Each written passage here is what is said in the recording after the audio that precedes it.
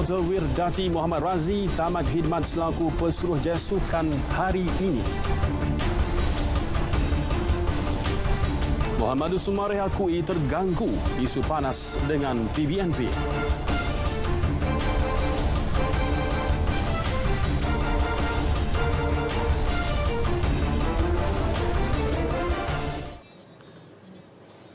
Assalamualaikum, terima kasih Syaril dan juga Fiona.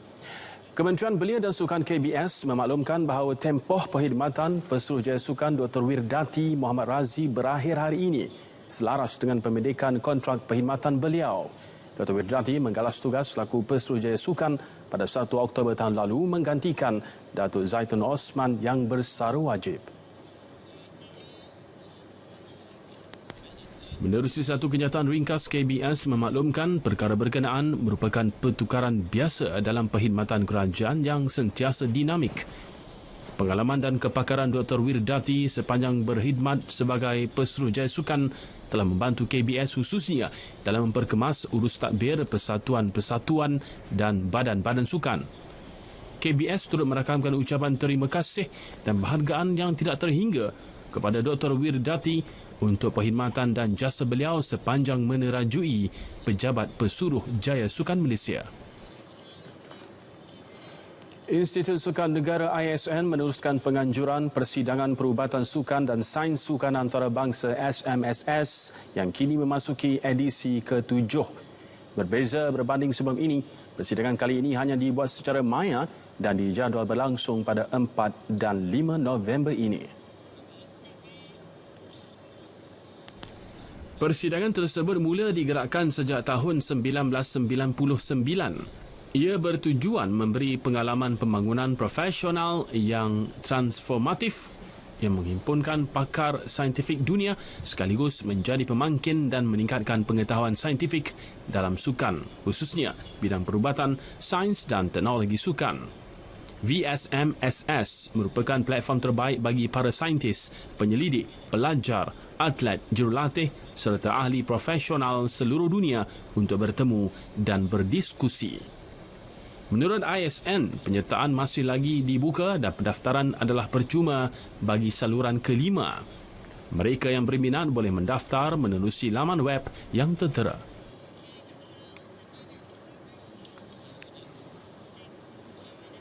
Muhammadus Sumareh akui tumpuannya agak terganggu dengan isu panas melibatkan bekas majikan Persatuan Bola Sepak Negeri Pahang PBNP. Pemain naturalisasi pertama negara itu yang kini beraksi bersama Polistero FC di Thailand merayu semua agar tidak menjadikan drama yang tak sepatutnya bagi membolehkan dia fokus pada bola sepak.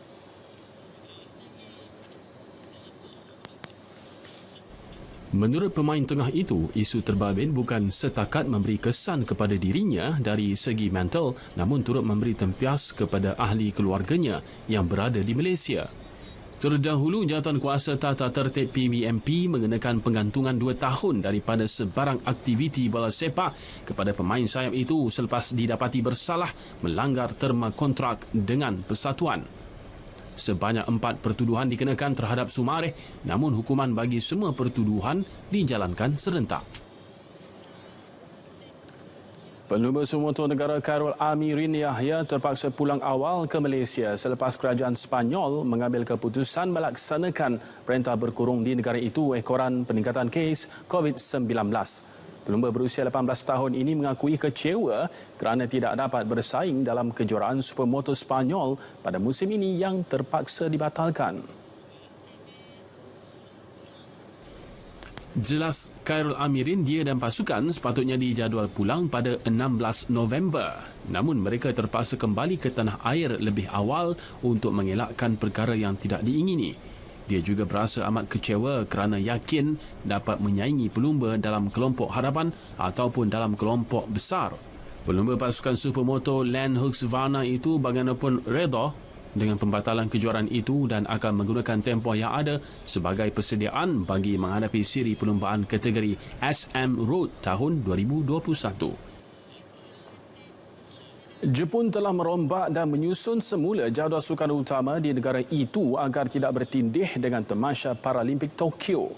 Sukan Paralimpik Tokyo dijadual berlangsung bermula 25 Ogos hingga 5 September 2021 dianjakkan sehari lewat berbanding tarikh sebelum ini. Perkara ini telah diputuskan menerusi satu mesyuarat secara dalam talian Jawatankuasa Penganjur Tokyo 2020 bersama 165 wakil negara ketua kontingen CDM Paralimpik dari seluruh dunia. Malaysia diwakili Datuk Seri Megati Syariman Zaharuddin. Selain itu, dalam mesyuarat berkenaan turut mengumumkan 22 sukan dipertandingkan yang menawarkan 539 pingat emas melibatkan 21 venue pertandingan rata-ratanya di Tokyo. Antara intipati lain mesyuarat berkenaan adalah jumlah kapasiti pengunjung ke tamasya tersebut akan dihadkan kepada 50%. Jepun juga telah mengesahkan bahawa pihak mereka telah menubuhkan jawatankuasa khas untuk menangani situasi wabak COVID-19. Terdapat garis panduan dan SOP yang perlu dipatuhi kontingen dari setiap negara sebelum bertolak ke Jepun. Beberapa langkah berjaga-jaga juga akan diperkenalkan oleh Jepun untuk melindungi dan menjaga tahap kesihatan atlet sepanjang tamasya. Saingan Liga Eropah, Arsenal tidak berdepan masalah untuk menewaskan Dundalk 3-0 di Stadium Emirates, manakala Tottenham Hotspur pula kecundang 0-1 pada pertemuan mentang Royal Antwerp awal pagi tadi.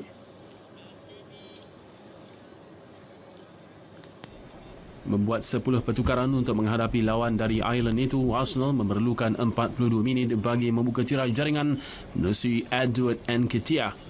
Nketiah memanfaatkan peluang susulan kegagalan penjaga gol Gary Rogers menampan kemas bola hasil sebahagian penjuru dalam kotak penalti lalu disudahkan dengan baik penyerang muda tersebut. Berselang 2 minit kemudian, Joe Willock pula menewaskan Rogers untuk menjadikan kedudukan 2-0. Kurang seminit aksi babak kedua bersambung, The Gunners semakin selesa setelah Nicolas Pepe meledakkan jaringan ketiga menerusi percubaan dari luar kawasan penalti, sekaligus mengesahkan kemenangan 3-0 buat skuad bimbingan Mikel Arteta itu. Ia kemenangan kedua berturut-turut buat anak buah Arteta, sekaligus mengetuai kumpulan B dengan 6 mata mengatasi kelab Norway Molde dengan perbezaan jaringan. Sementara itu di Bolsward Stadium, Tottenham pulang dengan tangan kosong selepas tewas 0-1 kepada kelab Belgium Royal Antwerp. Kemenangan tuan rumah hasil jaringan tunggal pada minit ke-29 menerusi Leo Rafaelov. Pada pertemuan ini, jentera hadapan Spurs kelihatan agak tumpul setelah hanya mampu mencipta 2 percubaan sepanjang 90 minit. Walaupun pengendalinya Jose Mourinho membawa masuk Harry Kane dan Son Heung-min pada babak kedua, namun usaha itu tetap tidak berjaya. Kemenangan ini melonjak Antwerp ke puncak kumpulan J dengan 6 mata daripada 2 perlawanan. Pemangku Presiden Barcelona, Carles Tusquets, menyarankan agar pemilihan baru Presiden kelab itu dilakukan segera ketika situasi membenarkan penyertaan maksimum dalam undian. Dalam satu sidang media di Barcelona, beliau turut menegaskan tiada ahli lembaga pengarah yang terdahulu akan disenaraikan kembali, memandangkan ketelusan bakal menjadi kunci utama pengurusan baru kelab ini. Tusquets dilantik sebagai pemangku Presiden pada Rabu, sehari selepas Josep Maria Bartomeu meletakkan jawatan susulan berdepan undi tidak percaya.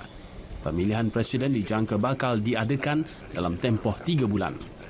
7 individu dilaporkan telah menyuarakan minat untuk memimpin juara La Liga 26 kali ini, termasuk Juan Laporta yang pernah bersama Barca antara 2003 hingga 2010.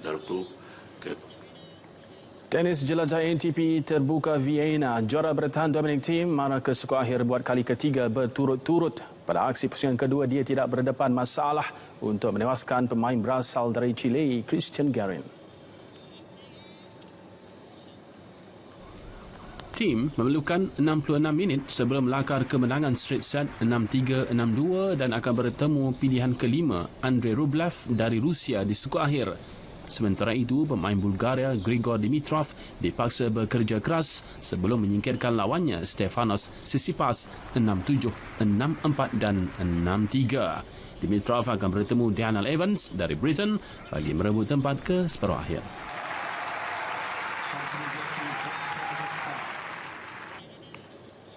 Beralih ke kejuaraan berbasikal, jelajah Sepanyol, pelumba Jerman Pascal Einkmann muncul juara peringkat ke-9 walaupun menamatkan saingan di tempat kedua di belakang Sam Bennett dari Ireland.